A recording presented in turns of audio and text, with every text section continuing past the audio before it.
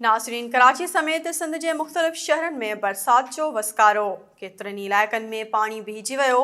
मवासिलाती निज़ाम दरम बरम थी वियो।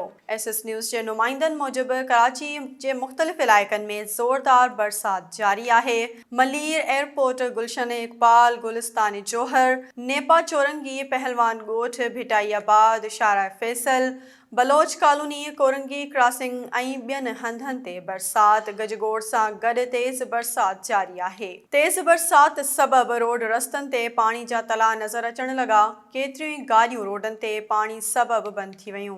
सदर II Chandigarh road, old city area, Korangi, Landhi, defence, Clifton, super highway ऐं भरपासे वारनि इलाइक़नि में वक़्फ़े सां बरसात जो सिलसिलो जारी आहे। नवाबशाह ऐं भरपासे में वॾी फुड़ी सां गॾु तेज़ बरसात जो वसकारो थियो।